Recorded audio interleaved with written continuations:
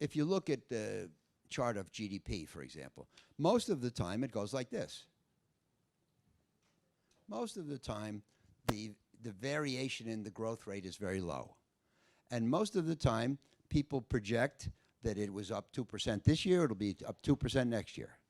And most of the time it is. We call that extrapolation, where you assume that what happened in the recent past and in the present will continue into the future. And most of the time, extrapolation works. But those forecasts are not profitable because everybody has the same view and everybody turns out to be right and nobody makes any money from that expectation. Now, once in a while, something happens unusual, and the 2% growth doesn't continue. It's either up 5 in a boom or down 2 in a recession. And so all the extrapolators are wrong. Usually there's one person sitting in an office someplace or other who had it right. And that forecast is very valuable. But if you study these things, you find that the person who had it right never had it right before and will never have it right again. So nobody can consistently predict deviations from the norm. And a correct prediction of a deviation from the norm would be very profitable, but it's hard to make those predictions because extrapolation is the rule most of the time, and it's very hard to invest in it.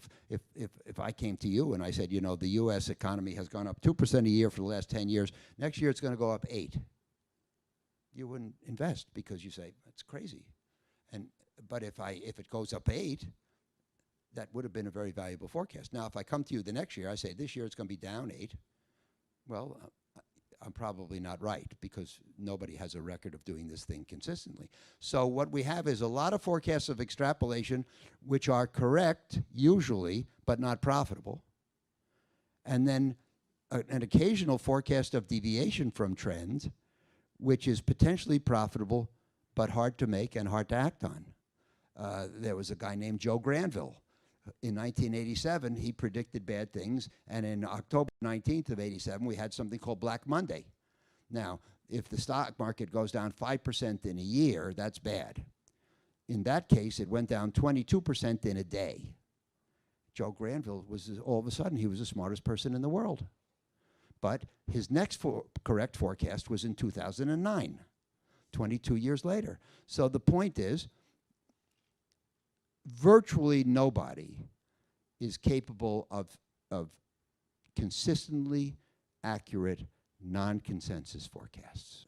The people who depend on forecasts are usually part of a group called strategic investors or top-down investors. And what a strategic investor says is, this is what's going to happen to the economy next year. This is what's going to happen to the various sectors. This is what's going to happen to interest rates. This is what's going to happen to the industries. And these are the companies that will do best. So a top-down view resulting in the selection of individual companies and securities. Our approach is the opposite. We're what's called bottom-up. We just look for bargains. We don't have pre-existing expectations about what the market will do, because these are usually wrong, which will be the best industries, maybe sometimes which will even be the best companies. We just look for individual securities that look cheap, and we try to buy them. We believe that it's possible to find bargains and to buy bargains most of the time. And most of the things that we conclude are bargains turn out to have been bargains and perform well. Not all, but nobody bats 1,000, as we say in baseball.